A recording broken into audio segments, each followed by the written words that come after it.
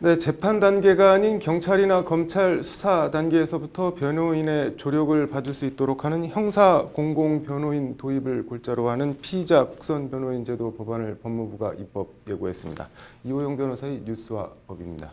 이 변호사님, 형사 공공 변호인 이게 뭔지 좀 설명을 먼저 해주시죠. 네.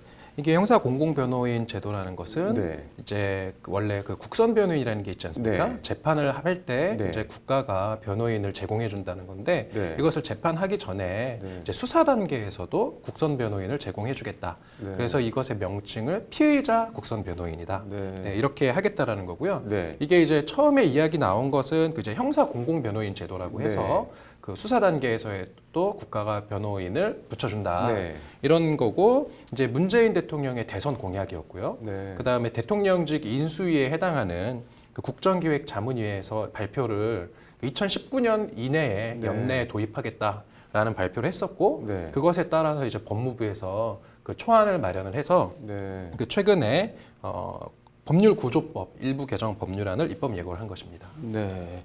이게 지금 법무부가 입법 예고했다고 하는데 법안 내용은 어떻게 되나요? 네, 일단은 그 국선 변호인 선임 대상자를 먼저 규정을 했는데 네. 이 사형 무기 또는 그 단기 3년 이상의 징역이나 금고에 처할 네. 그러한 사건을 저지르고 체포된 피의자에 대해서 네. 이제 국가가 그 국선 변호인을 피의자 국선 변호인을 제공해주겠다는 거고요. 네. 이러한 어떤 그 피의자 국선 변호인의 선정 절차는 법률구조공단이 관리를 하게 하겠다. 네. 이렇게 하고 구체적인 내용은 대통령령으로 네. 이제 위임을 하는 것을 골자로 하고 있습니다. 그럼 뭐 피의자 국선 변호인은 선임이 되면 뭐 어떤 역할을 하게 되는 건가요? 이제 무엇보다도 이 법률의 취지는 네. 이제 체포된 피의자가 경찰 조사를 받는 네. 그 초동 수사 단계에서 변호인이 국가가 이제 붙여준 변호인이 네. 입회를 해서 이제 접견도 하고 그다음에 수사 참여도 하고 네. 어떤 이런 필요한 변호인의 조력을 이제 제공하겠다라는 그런 내용입니다. 네. 그럼 이 피의자 국선 변호인은 누가 뭐 어떤 과정을 거쳐서 선정이 되는 건가요? 네, 일단은 뭐 그 법률구조공단에서 이제 담당을 한다고 되어 있는데요. 네. 구체적으로는 법률구조공단 내부에 네. 그 국선변호관리위원회를 신설을 한다고 되어 있고요. 네. 이 관리위원회에는 그 9명의 어떤 그 위원을 위촉을 하고요. 네. 거기에는 이제 뭐 변협에서 또 추천을 하는 것도 있고 이렇게 해서 9명의 그 국선변호관리위원회에서 네. 이 피의자 전담, 피의자 국선 변호인을 선발하고 네. 그다음에 선발 위촉, 그다음에 해촉, 또 업무 평가 같은 것도 하고요. 네. 또 보수를 여기서 결정을 하고 그러한 어떤 변호인들의 명단을 이제 명부를 작성을 해서 관리는 이제 이 국선변호관리위원회에서 하겠다. 좀 이렇게 네. 하고 있습니다. 뭐 변협이 관련해서 성명을 낼 움직임이 있다고 하는데 어떤 내용인지 혹시 아시나요? 네, 그 변호사 단체에서는 네. 그 처음 형사 공공 변호인 제도 도입 논의가 나올 때 네. 이미 반대 입장을 좀 많이들 말씀들을 하셨습니다. 네. 그 이유는 이러한 어떤 지금 형사 공공 변호인의 어떤 취지는 좋은데 네. 왜냐면은 수사 단계에서 인권 보호가 이루어져야 되고 특히 뭐 그러한 어떤 자백 강요라든지 네. 또는 수사관에 의한 인권 침해, 뭐 고문이라든지 네. 증거 조작 이러한 것들이 결국은 옆에 변호인이 있으면 네. 많이들 해결될 수 있기 때문에 네. 그 수사 단계에서 국선 변호를 제공하겠다라는 취지는 좋은데 네. 문제는 이것을 국가에서 국민의 세금으로 다 하겠다라는 거거든요. 네. 이러한 단기 3년 이상의 범죄라고 하면 네. 단순 절도나 뭐 사기 이런 게 아니라 네. 강력 범죄들이 대부분 여기에 해당됩니다. 네. 그럼 뭐 예를 들어서 조두순 사건이나 강호순 사건이 이런 강력 범죄를 저지르고 네. 체포된 그러한 피의자에 대해서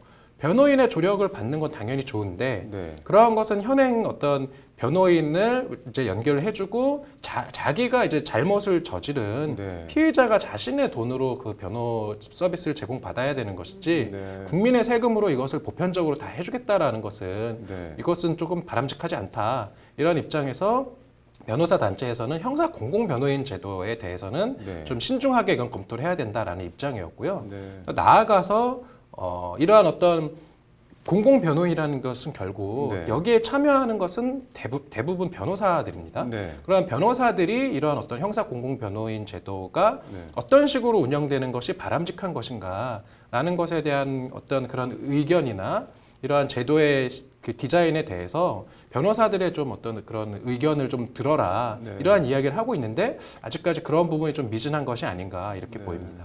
뭐 변호사님 개인적으로는 어떻게 생각하시나요? 네.